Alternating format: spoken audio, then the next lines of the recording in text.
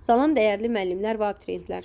İndi isə qarşımıza daha çox çıxan və suallara səbəb olan klaster tipli testin izahına baxaq. İlk öncə klasterin quruluşu haqqında məlumat vermək istəyirəm ki, görürsünüz ki, sizə burada sol və sağ xanalar verilib. Biz ilk öncə sol və sağ xanalarda yazmalı olacağımız fikri indi testdən diqqət yetirərək müəyyənləşdirəcəyik. Necə? Yəni görürsünüz testdə bizə A-da və C-də cümlə verib. Deməli biz A və C-ni ya hər ikisini, ya ikisindən birini yazmalıyıq bura sol xanaya. 2-də isə biz yazmalıyıq onlara aid olan fikirlər. Ola bilər ki, ikisinə də aid olan ortaq fikir yazıla bilər. Ola bilər ki, birinə aid ortaq fikir yazılır. Onu isə cümləyə əsasən müəyyənləşdirəcəyik. Deyir ki, isimlərdən birini müxtəlif hallarda düşünmək mümkündür. Baxaq görək bu A-ya aid fikirdir, yoxsa C-yə. Burada müəllimlər qız sözünü həm adlıq halda düşünə bilirəm, həm də ki, qızın atası qeyri-müəyyən halda düşünürəm. Deməli, mən B-dəki fikri rahatlıqla yaza bilərəm bura.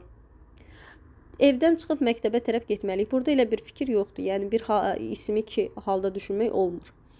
Cümlədə iki isim işlənmişdir. Aha, gəlin nəzər yetirək. Burada qızdır, atadır, məktəb, müdür. Yəni, 2-dən çoxdur ada. Bu D-də yazılan fikir A-dakı fikri ödəmir. Gəlin C-yə baxaq. C-də isə evdən, məktəb, tərəf. Burada isə 3 isimdir. Demək müəllimlər, D-də yazılan fikri heç birinə yaza bilmərəm. Aha, bir də bir şey nəzərinizə çatdırım ki, tərəf sözündə yönlü kal şəkilçisi olduğuna görə tərəf isim olur. Əgər məktəbə tərəf olsaydı, onda qoşma deyərdik.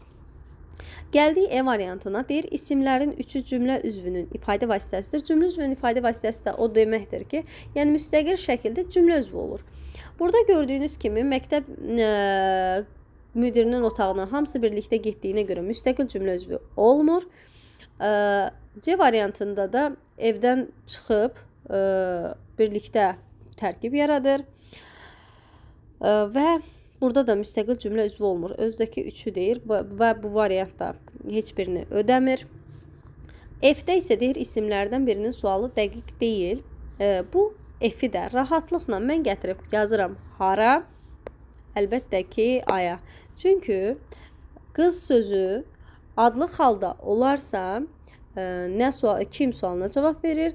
Qeyri-müəyyən yəlik halda olanda isə nə sualına cavab verir? Deməli, F-dəki fikir C-yə yaza bilərəm? Xeyr.